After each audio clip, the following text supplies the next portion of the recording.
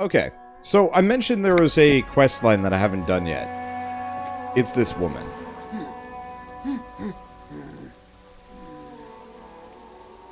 She's still searching for a book, her eyes wandering over the colorful grid of soft covers. Maybe your children are missing. No, absolutely not. Her words come out quick as gunshots. Okay, so where are they? Are you a policeman or a nanny? She's definitely disturbed by now. I police whatever I want. Where are they? They're not missing, sir. You know where they are. They're at home, smoking. Given the ladder of vices a chance.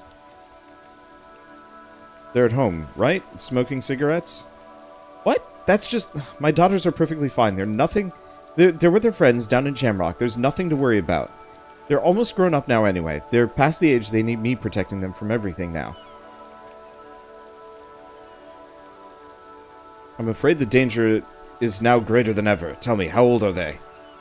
My youngest girl, Jolie, is just shy of 16. Jenny is turning 18 next month. But we shouldn't even be talking about them.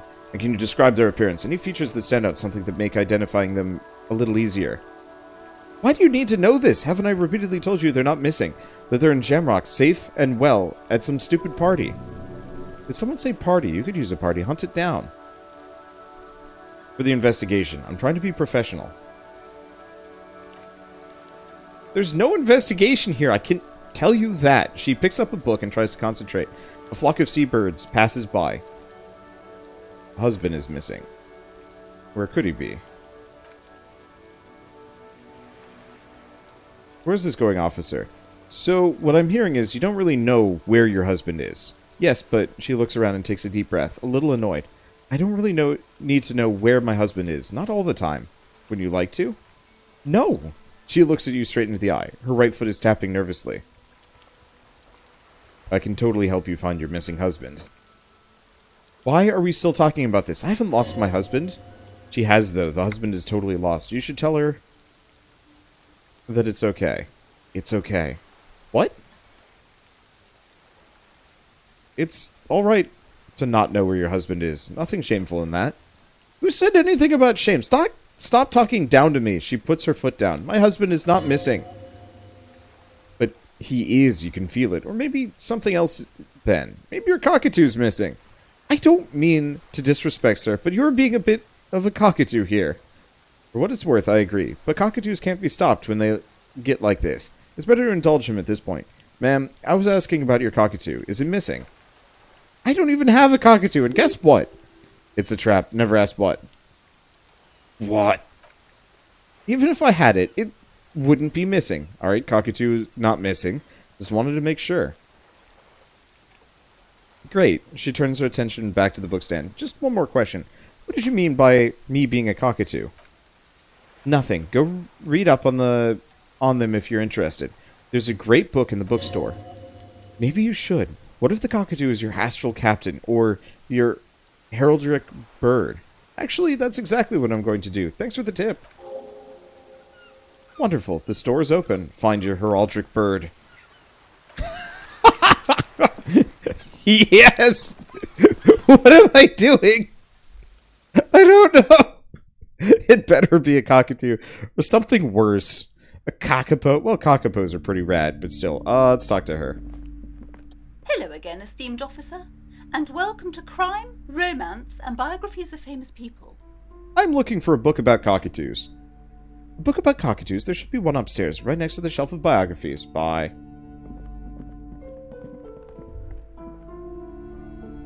Oh, it's probably this. Oof, that Dick Mullen book is not cheap. Okay. From Zreek, a guide to a well-behaved cockatoo. A sulfur-crested cockatoo sits on the cover. Its beak slightly open. It looks as if the bird is calling out the book title from A to Zreek. Okay, flip through the pages. Turns out that there are so many different cockatoo species, and they all have behavioral problems. What about this guide to cockatoos, storekeeper? Oh, angry storekeeper, stare down. It's a must-have if you own a cockatoo. I've heard they're quite capricious. I want to buy the guide to cockatoos. Oh, a nature enthusiast. Good choice. I knew it was a good idea to keep that around. So now I have a book on cockatoos. The problem is, I think I'm going to have to read it, which might take some time.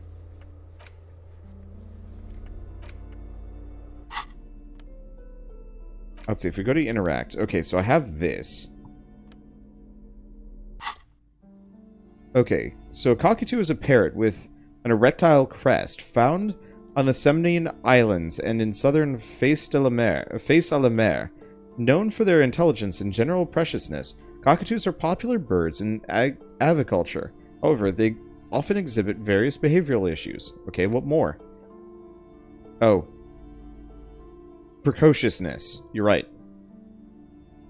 This book talks about the delicate nature of twos, as well as introducing some of the most popular species among the bird enthusiasts, the funeral cockatoo, the major majestic cockatoo, and the most common bang-bang cockatoo. It's colorfully illustrated. Alright. What problems do these birds have? Nor to even begin, all cockatoos are known for their needy natures, requiring attention for at least 2 full hours a day. They love to talk, and have been described as lovable clowns who just don't know how to wrap up.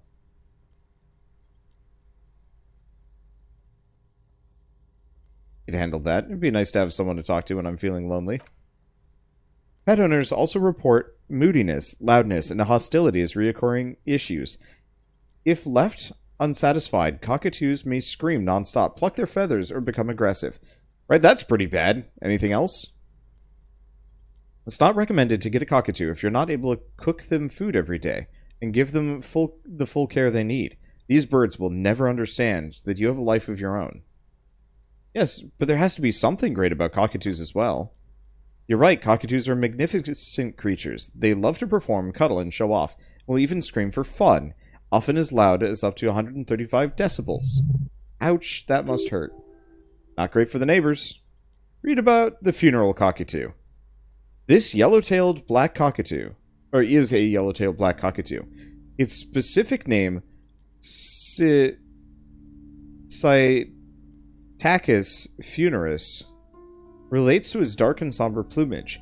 The bird looks as if dressed for a funeral, 24/7. There's something indisputably ominous about it. Cool. Read about Major Majestic Cockatoo.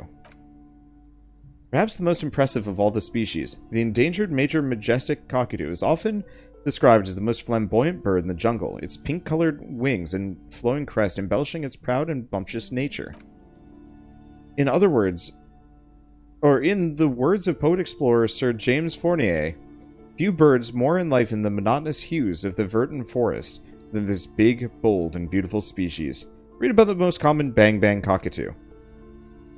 Despite its banging name, the bang-bang cockatoo is actually the shyest of this species, common in all Semni's forests, as well as zoos and homes all over the world. Its plumage is mainly gray and white. The Semni's name, bang-bang, is thought to be onomatopoeic origins. Honestly, this bird does sound a bit like me. Yes, but all these cockatoo species are different. Which one's you?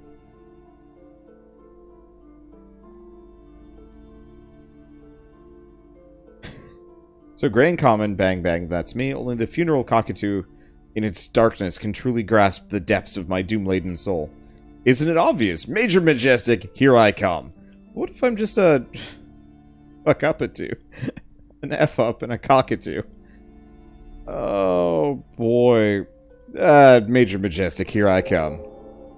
I've found my heraldic bird. You're right. Your Majesty embodied.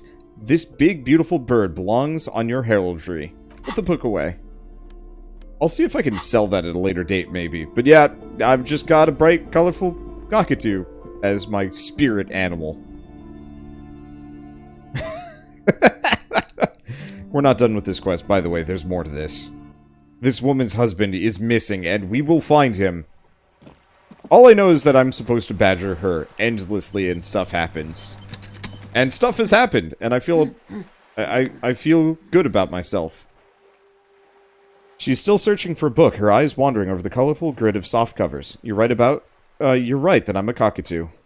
Excuse me, and went and read up on them, just like you said. And I even decided on what kind of cockatoo I am. Wanna know? I don't know. The most talkative one? He's ready to put that question aside. Nope, the major majestic cockatoo. The what now? The major majestic cockatoo. It's the most impressive one. The woman looks baffled by your personal revelation. You truly are a strange cop, aren't you? She says, slowly shaking her head. Maybe your husband's missing?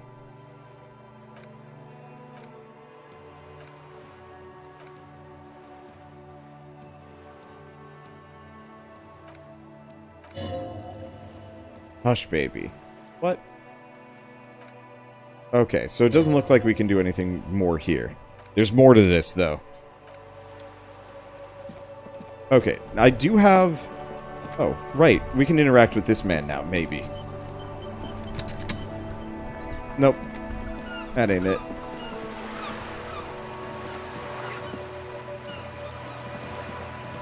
So that ain't her husband. Which we kind of knew. I wonder if there's anything else that I can specifically do. We've only got 2 hours left before we run out of time. I guess we should probably go talk to... Well, okay, let's go do some things.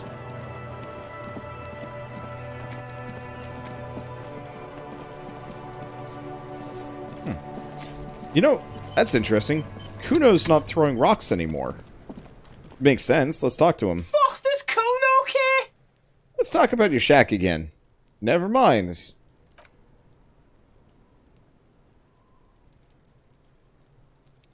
Okay, so asking about the pig head, picks up dirt from his fingernail. Cuno decapitates pigs. It's a Cuno demo tape.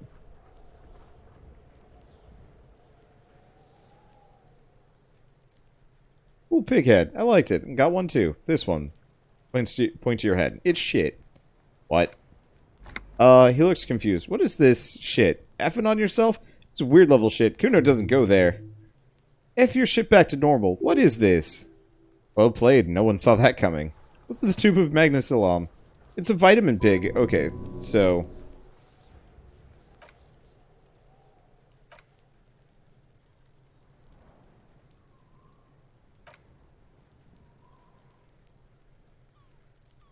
We're just going down the magnesium thing again. Okay, so I've heard about all of this. So, empathy. I'm actually pretty close to being able to Cuno here. So you know what? Let's empathy the Cuno. Let's see what happens. Does Cuno care? Because I guess shooting the body down really impresses this weird kid. So we shot the body down, and let's give it a go. Bam!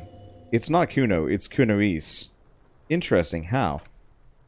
Cunoise is by far the worst of the two. Cuno has no problem being near you, but the other hides behind the fence, afraid for her life. Like she's done something very bad. Also, Cuno hasn't stopped talking to you, even enjoys it from time to time.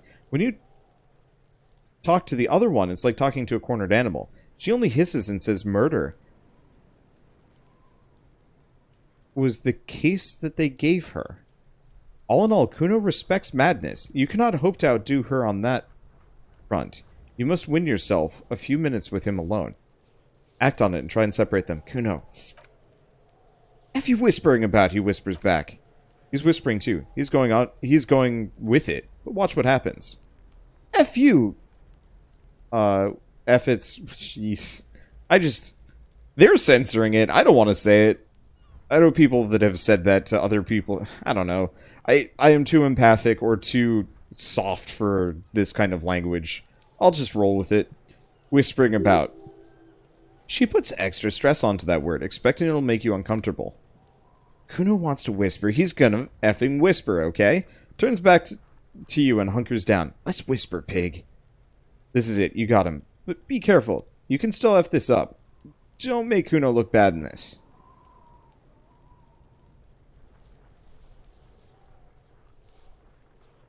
Cuno, listen to me. She's trying to control you. We gotta get out of here. It's okay. He straightens his back and turns to Cunoise. Pig's trying to pit us against each other. Not gonna let him do that.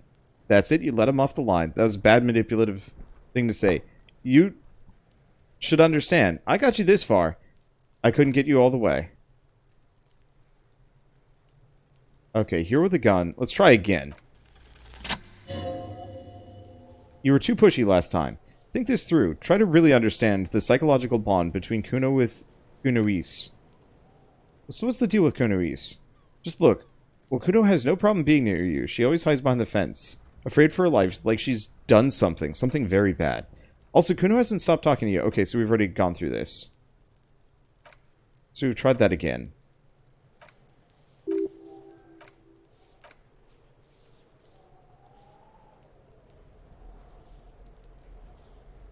I'm terrible at this. What's up with her? She's terrifying. Crazy scary. Crazy, he whispers tensely. You don't know the half of it. She's not crazy. She's insane, dangerous, smoked a man.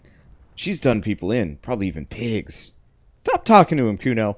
I'm effing warning you. You're gonna get us into shit. She understands what you're trying to do.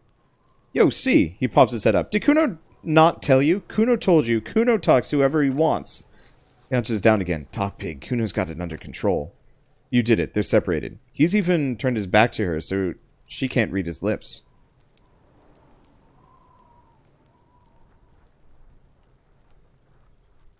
What do you mean she smoked someone?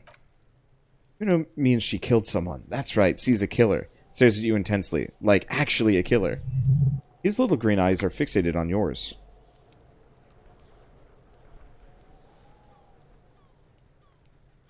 What if she has Cuno? That would explain some things. Effing yeah, Cuno knows you don't want to face this right now. This dark shit. Cuno faces this shit every day. Makes Cuno's skin crawl. He probably killed pigs too. I mean, I'm pretty sure she has. Okay, how many cops has she killed then? Forget Cuno said that. Cuno is just shitting. Cuno's running his mouth. Cuno's stupid like that. He feels eyes on the back of his head and then stops. A cop would be too large for her to overpower, but a determined child of her size can kill the vulnerable, the elderly, the homeless, or other children. Or other children. The creature peers at you from over the fence. There's something searching in her eyes. Cuno, do you think it's possible she killed other children? Cuno falls silent. He does not look at you when he replies. Cuno, yeah, that's what Cuno's starting to think. Yeah. Think she has anything to do with the dead man? Yeah, she would have liked to F him up, but she didn't. Cuno wasn't around, and C was with Cuno. Where were you? Look, Cuno's gonna put you at ease. We didn't do it. Easy. He speaks the truth, my liege. Let's see. Said she's insane. Yeah, psycho. He leans in even closer. None of that kitty psycho cat burning shit. She does the real deal. Whoa. Yeah. He watches it sink in. What is the real deal? Snuff radio shit. Believe me, pig. You don't want to know. And he doesn't want to even think about it. This isn't just another boast. What's that language she uses? Napa Kimi Fagari? F knows. She says it's the song of her people or some shit. What people? Crazy people? The fucking Nakis? I don't know. It's Seruris. The Suru are an indigenous ethnic minority in the social democratic powerhouse of Vasa, on the tundra and taiga covered Isole of Katla, far, far away from here, as far as possible, really. Do they have red-haired people there? You mean evil little red-haired people like her? Yes, they do. The Suris have that ginger gene.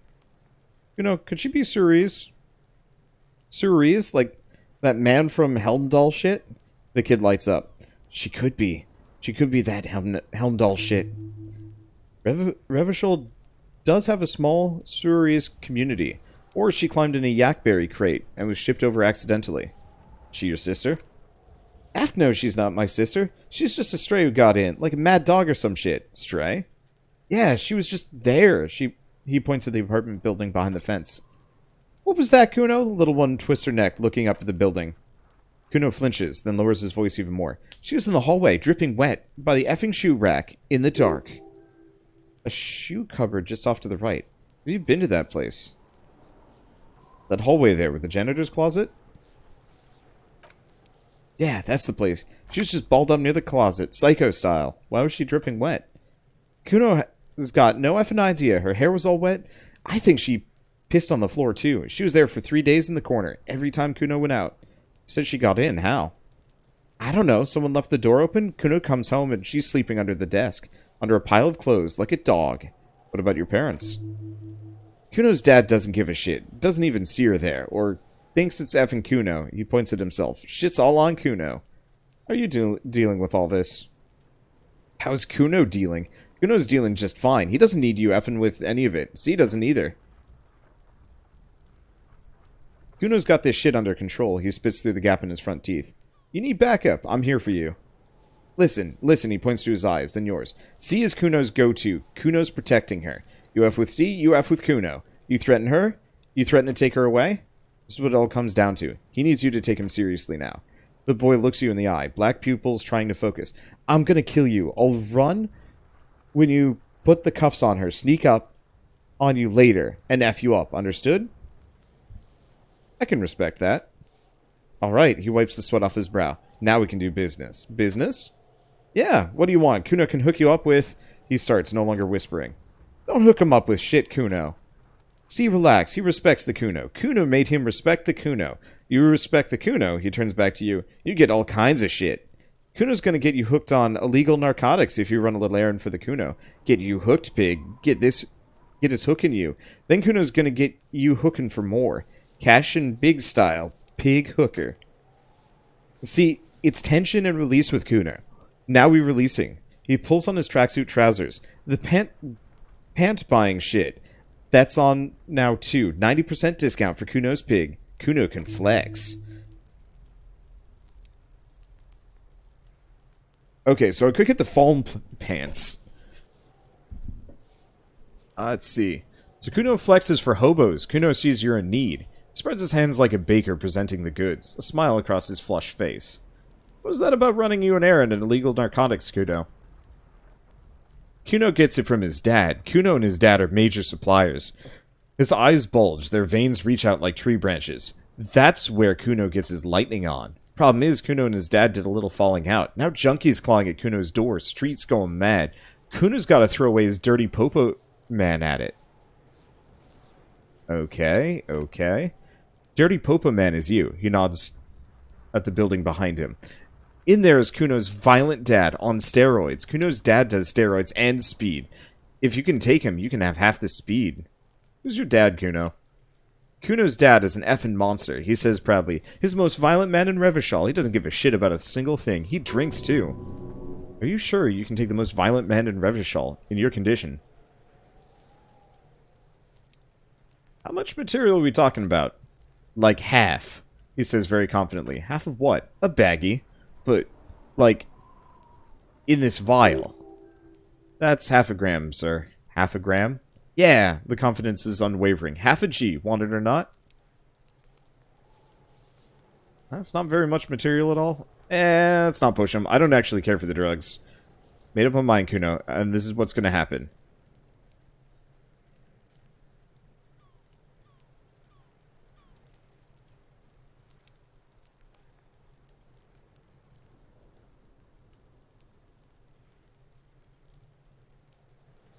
I'm going in there, but not for the speed. I'm going after the most violent man in Revachol.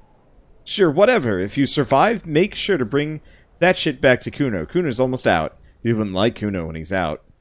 Just get in the apartment building. Cuno knows you already after your way in. Cuno knows everything. He aggressively points at his eyes. Go to room 12, first floor. Kick down the door, police violence style. Cuno style. And then it's action time. You're locked in the room with the violent F-Ed. That's it, he concludes. Next time Cuno sees you, you better have his shit. What the hell are you signing us up for, kid?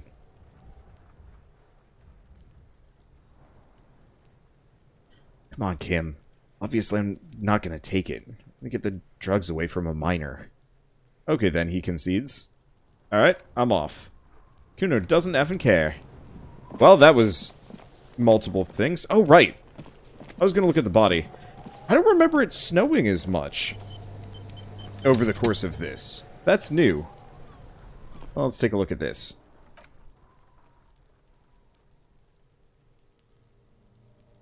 Try to remove the dead man's boots. Okay.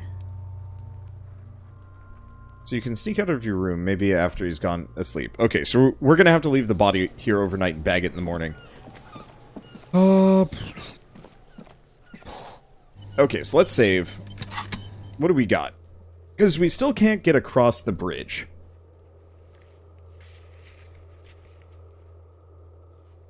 I have the damaged ledger. And the box of sunglasses. Sleeping dock worker.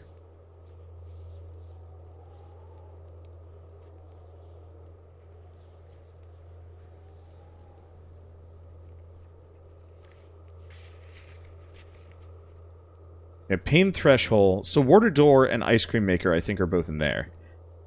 And the map wall is in there. Rene Arnoux might just be... I don't... Some of these are going to be hard. Oh. Wait, 8 is Reek. We have something in this book that I can work with.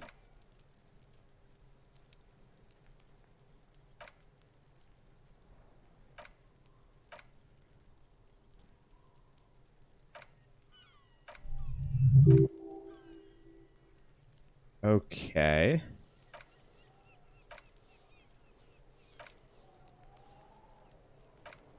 Huh. This is weird. I have a task related to the cockatoo book. But I have no idea how that works. Okay. I do not remember where the sleeping dock worker is. Let's see, Bird's Nest Roy would be rough. The damaged ledger I might be able to interact with. So let's check that out. Let's see, map of Martinez.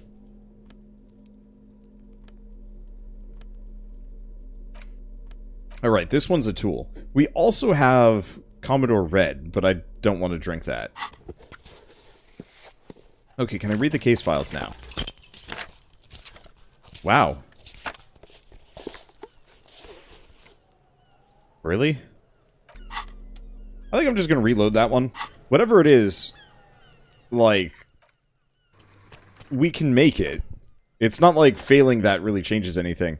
Like, it's one of those where I'll take a failure if it's interesting or funny, but if it's just a stone wall, then I'll just time control my way past it. Probably. Because it... I don't know. Interact. Case files. Why? Why am I why am I the hottest garbage cop? Come on, time cop powers. It's like a 20% failure rate, which seems really high. I don't like RNG where it's like you have a 20% chance for success. Because I always fail that. I don't know. My luck is weird and dumb. Can I read it now? There we go. Yes!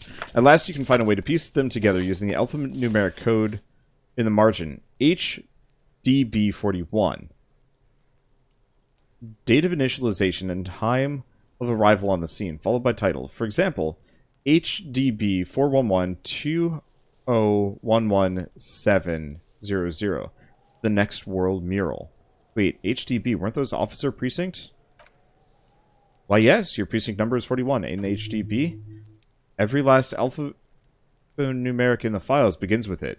Are these your case files? It's safe to say HDB are your initials. Harry Dubois, HDB. Still feels like there's something missing from that. The Next World Mural. This one is relatively easy to reconstruct. Overnight on 1202, a graffito, nay, a mural. It appears on an 8-story tenement overlooking central Shamrock. The building is a sparsely inhabited ghost tower, part of a failed real estate development called the Grand Curon. Cause of failure? Rent too high. The mural is enormous. 2 silhouettes, a man and a woman, are kissing. The text, cut into their forms, reads, "True love is possible only in the next world. For new people, it is too late for us. Wreak havoc in the middle class." People will call it that thing and that effing thing. It's visible for miles. In 2 days, the station's complaints desk gets clogged with requests to remove the bummer. You and your partner are assigned to the case. The graffito crew is easy to track down. Only the bell letters have the literage of industrial paint to cover the surface. One of the graffito artists, rumored to be rich. They take responsibility for the execution, but not the design. The ideologue is the New World Mural, as the crew calls it, remains unknown.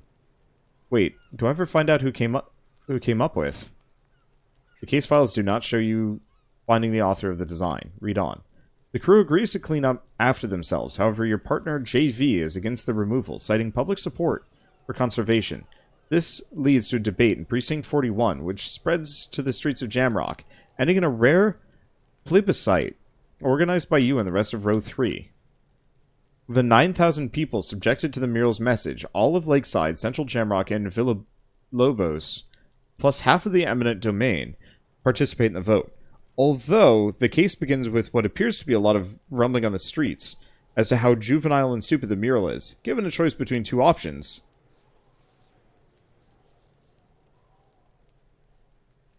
I actually get to choose here.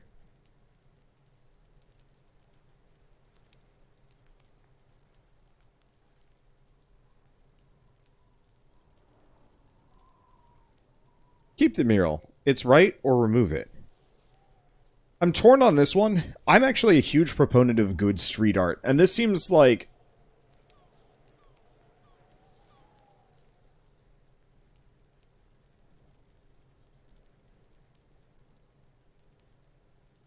Yeah, let's keep it. Keep the mural, it's right. A staggering 78% of voters choose to keep it.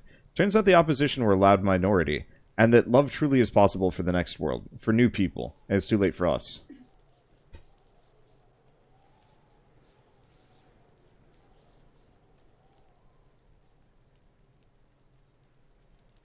Middle class are not to be blamed. It's human nature.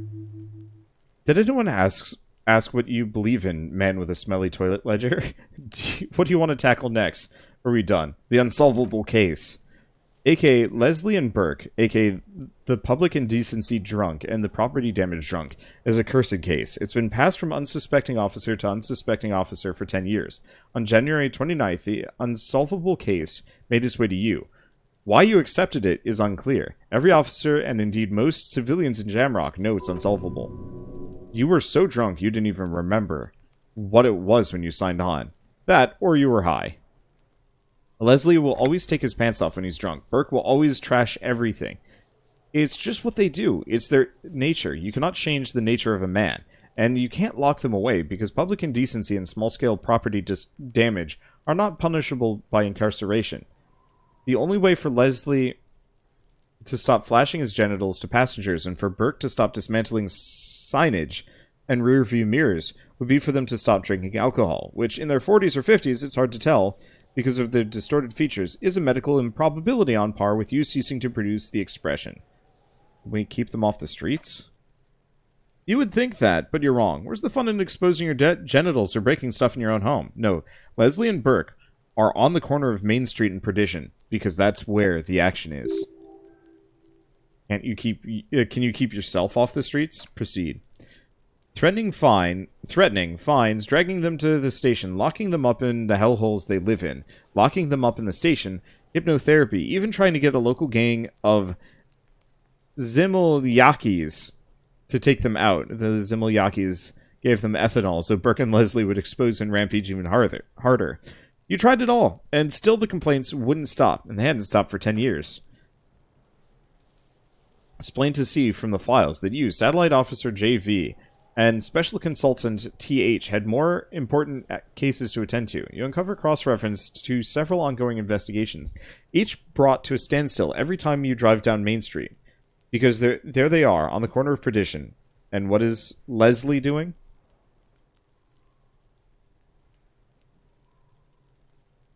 So Leslie is indecency. Good, you're learning.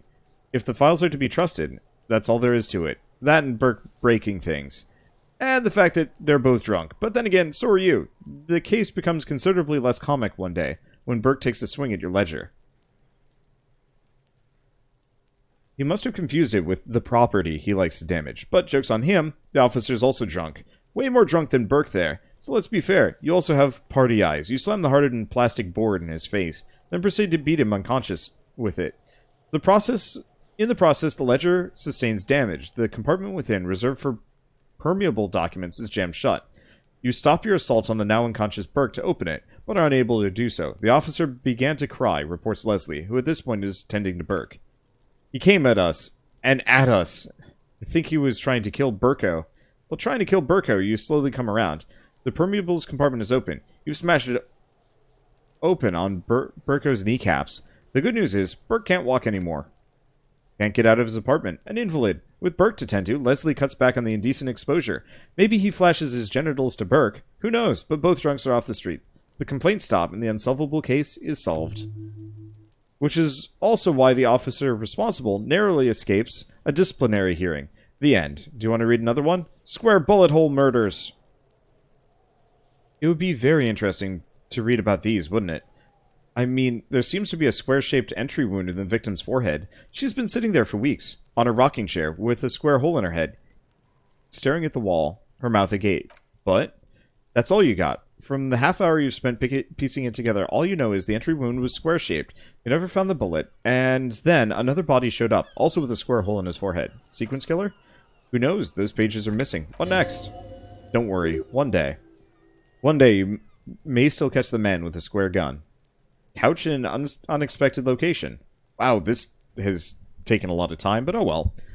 Some assholes brought their couch outside and hung out on it. In the middle of the street. On the roof. On the hillside by the motorway. You know, at an unexpected location.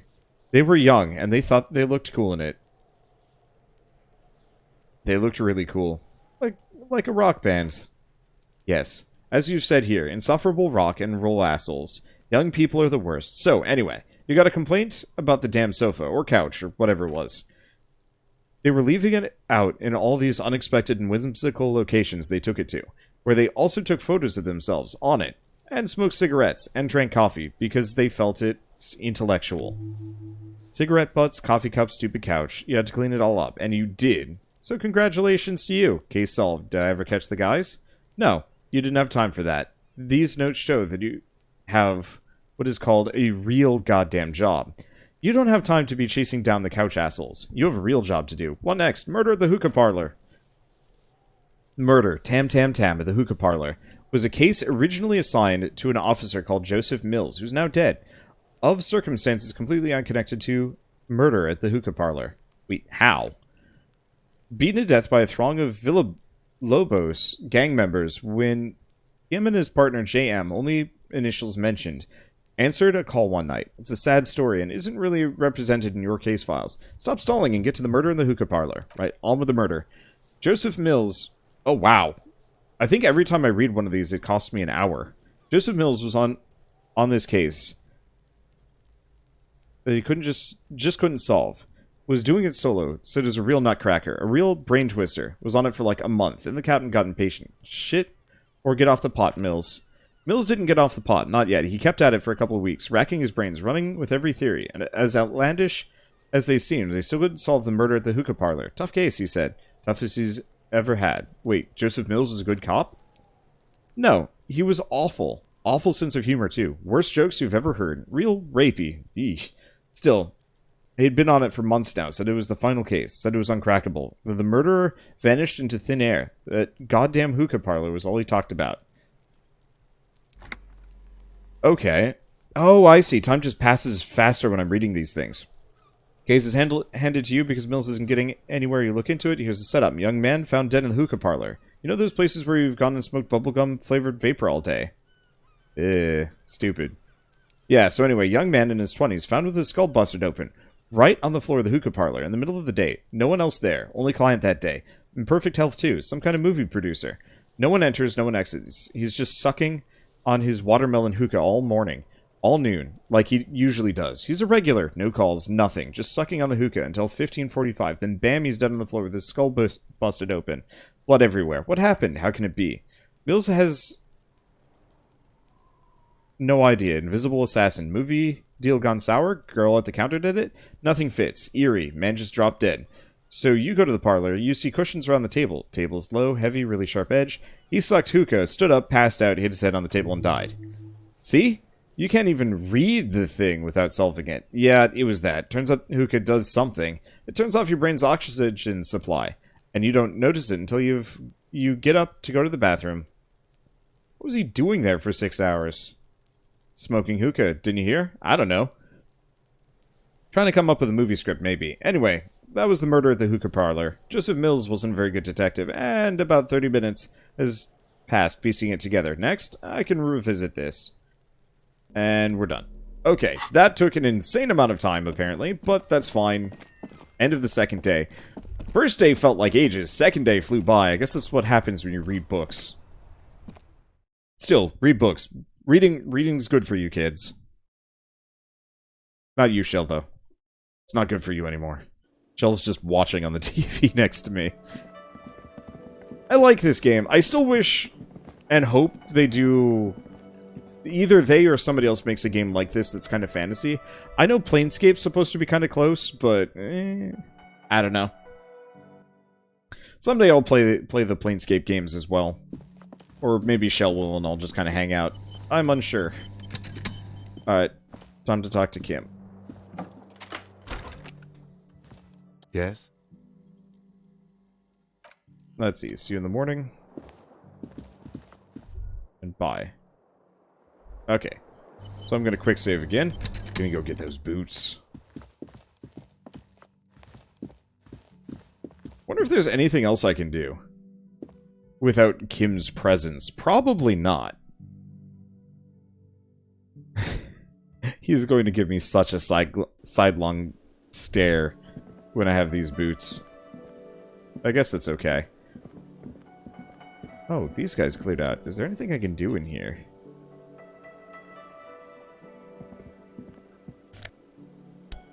Well, they had 50 cents just lying around, so I guess that's kind of something.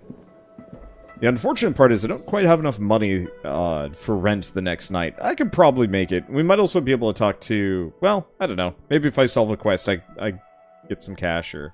I guess I can always solve the gun. Or solve the gun. Sell the gun. I like this weather effect. I hope we see some snow this winter. I've never lived in Portland before, so I can't really comment on it. Does Cuno just hang out here all day, every day, even at night? At midnight? Poor kid's gonna freeze to death. Try to remove the dead man's boots again. Body's reluctant to let go of the boots, as though they're the last bit of dignity. Whoa, Cuno's little sneak pig's back for the booty. Yeah, F it to pieces for us. Lear cop. Let's see, pull on the right boot.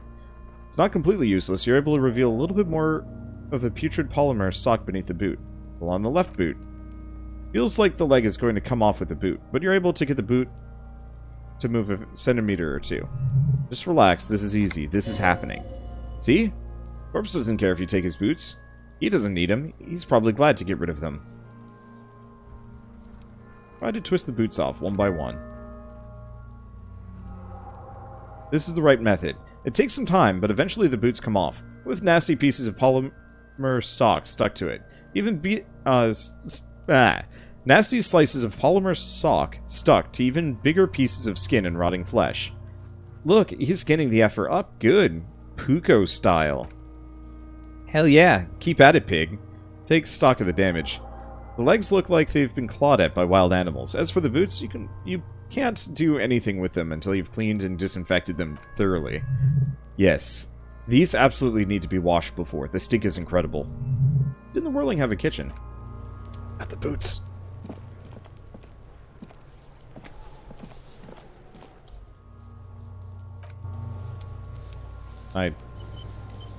I'm really curious if there's any time-based dialogue here. Fuck, does Cuno care? Nope, doesn't look like Cuno has anything else.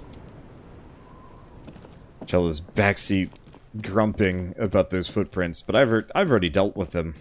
I'm not ignoring things.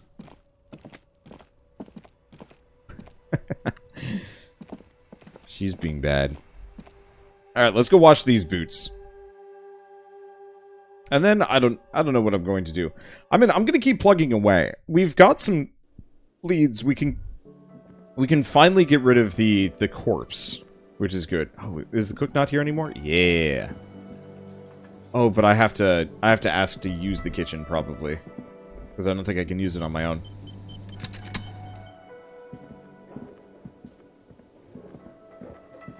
Can I help you?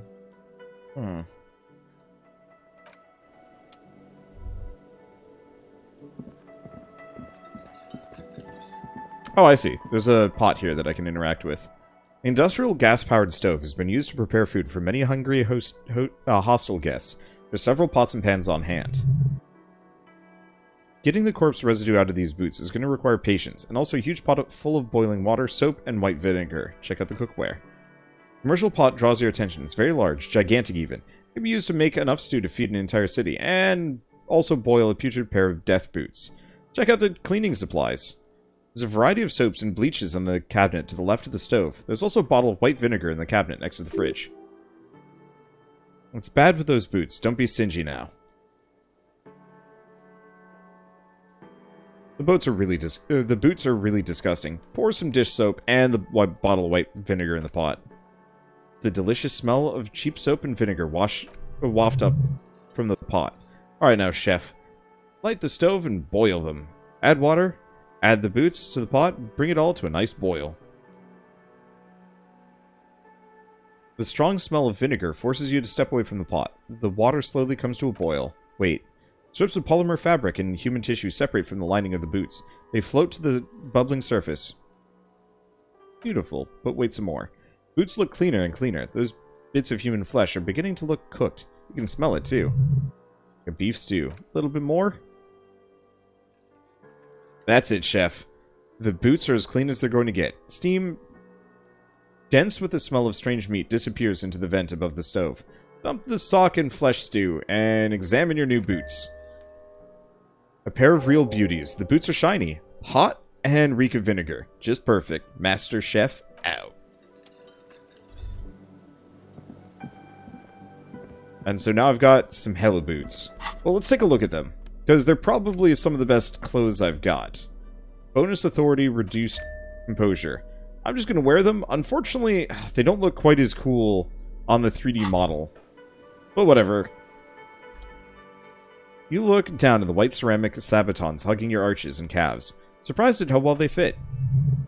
Your movements cause tiny little clicks, like dice rolling somewhere far away as the plates reorient to your motions.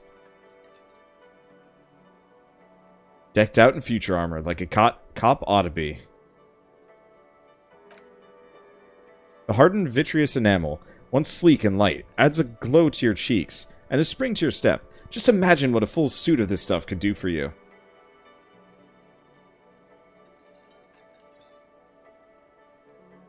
Yeah, I want the full suit. It might be a while before you have all the pieces. In the meantime, you should analyze the armor, figure out its vulnerabilities. Vulnerabilities? Remember, this is a highly specialized kinetic redistributor, meant to stop bullets. Wear it, observe its properties, see if there's a weakness in the design. I really want to thought palace more stuff, but the problem is, well, I do have the skill points for it, but there's some other skill points that I want to mess around with. And skill checks and whatnot. Like, we have one or two volition things that I'd like to do. How many skill points am I starting to rack up here? I've only got one. I feel like this game's kind of stingy with them, but it's kind of understandable. Let's go back over here. Words fail to describe how rank it smells in here. They should have sent a poet. So what do I need? Know the origin. No more steam. I need more electrochemistry if I want to get that. I'll try again in the morning. At some point, we'll probably attempt it again. Let's go to sleep. I'm surprised we didn't actually talk with Kim. But that's fine. The bed is still cold from the wind blowing in from the broken window. The mattress creaks as you close your eyes and try your hardest to fall asleep.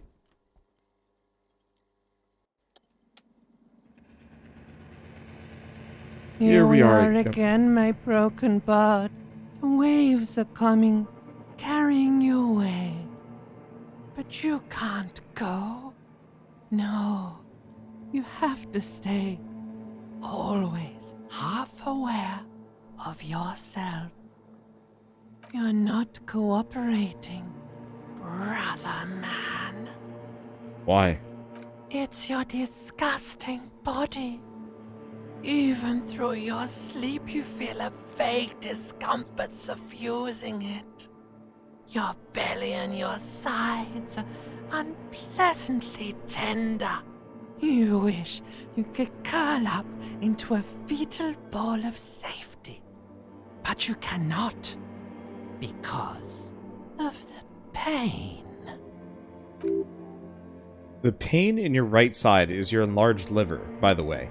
As for your kidneys, you've really been compounding the damage lately. Every cell in your body is moaning in agony, asking, what did we ever do to you? I'm sorry, cells, it's all me, it's all my fault. Now, you're finally thinking about something other than yourself. Let's see how far that'll get you. I think I need medical attention. Oh, yes. They'll check you out, give you some pills, make it all okay. The Wonder Makers. Don't be stupid, Harry. It's not happening. They don't make new kidneys and livers in hospital. All you've got to do is pray to God it passes, while you stare at the flickering darkness. You're just stuck here, in the half-world. Could try looking at other people, really looking. But why would you want to start doing that? I will. I'm looking at people all the time. I like them. Sure you do. They're all so friendly, aren't they? At least they're interesting. Each one is a process, like yours, running in the space between their ears, full of secrets. People are beautiful, statuesque, parodies and tragedies of themselves. A great democracy of creatures. What do you think you're doing right now? Coming to some greater awareness? Look at all these lights, blinking in and out of existence. Thoughts. You're just pretending that you're asleep, even to yourself, while the world goes on without you. Let it. Let it. But it never seems to let you go, does it? Time to rise and wipe that shining sweat off as best you can. Gather your bearings. Rock and roll. Open your eyes.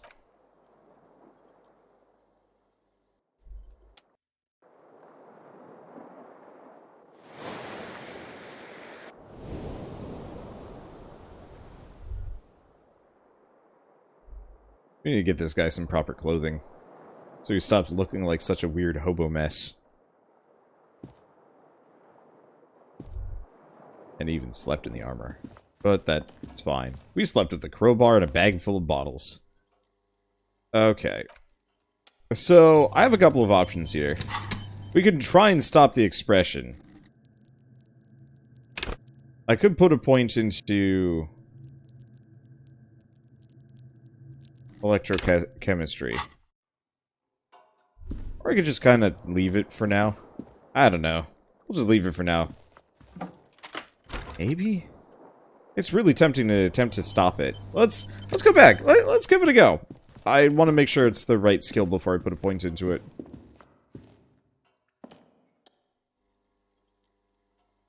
Okay, so it is electrochemistry. I got a fair amount of points in that.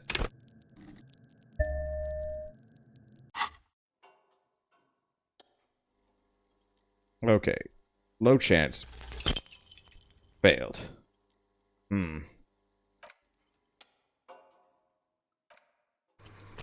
I'm gonna go back. We're gonna put that point in. I'll quick save again. I want to see what happens when you get rid of the expression, and then I think I might decide whether or not I want to get rid of it at all.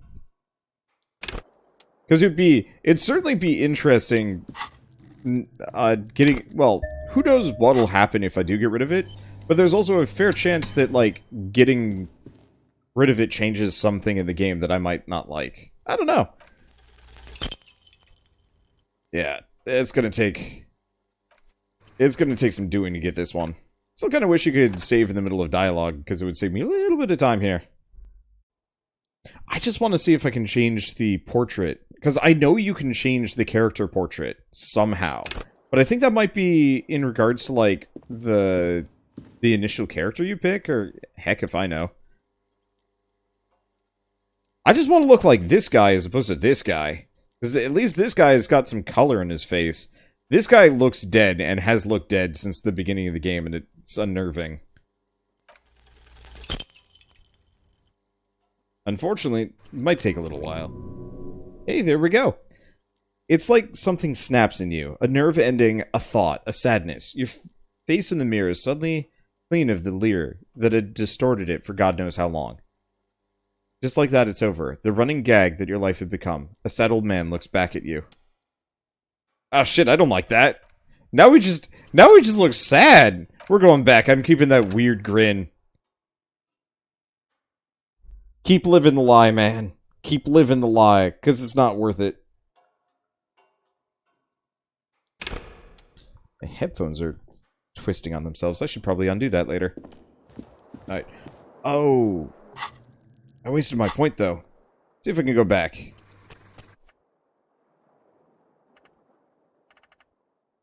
What was that? Nope. Wasted the point. Alright, whatever. It's fine. Electrochemistry is probably useful anyway. Now, where's Kim? Downstairs? Because he's not here currently. But yeah, I should have saved. But it'll probably come in handy. Maybe.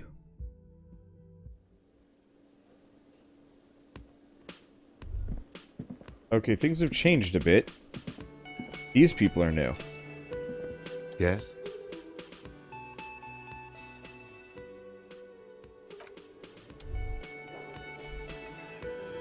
I'm not going to bring them up. Horse-faced woman. The woman in an RCM patrol uniform... patrol officer's uniform winces as she notices you. I would really prefer not to talk to you right now. As Lieutenant Kitsuragi explained, a patrol officer is the lowest rank of the RCM, below lieutenant and sergeant. Fine, I'm leaving. I'll talk to her in a bit. We'll talk to this one. Shit. Your ruffled face reflects the man's sunglasses. I don't mean that as a metaphor.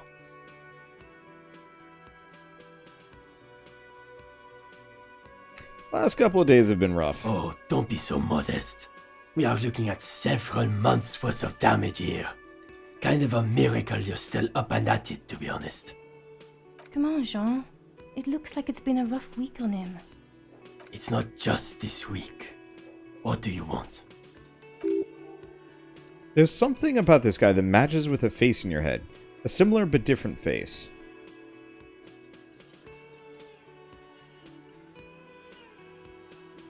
Okay, challenging 12. I'm gonna... Spirit of the corpse. Okay, watch out for yourself, loser. Voice so familiar. Did you hear when calling your station, reporting your badge? Wait, your voice, I recognize it. Oh, really? I wonder where.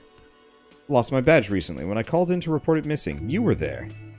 That's where you remember me from. Yes, let's see. Have a bit of memory trouble. You don't say, he turns to you. Goodbye then, the voice... Goodbye then, the voice thing was a conscience. Run along, asshole. I was gonna see if I could change my clothes a little bit. Because we have this at the very least.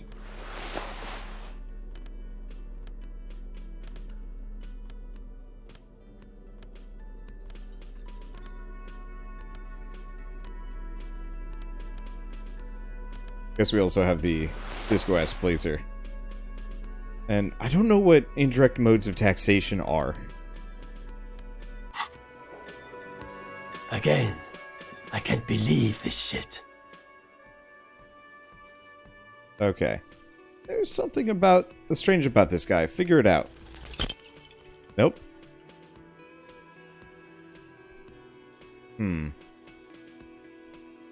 Let's see. There's something that binds you to him. Some kind of outfit, maybe. A uniform. Animal control? No. Doesn't sound right. I don't want to say it. This is annoying. It's one of those problems where, like, failing the check just means I have to come back later with a better skill, and it's just like, I don't really want to do that. I didn't save, like, no, I didn't. Ugh, I gotta quick save more often. Time cop!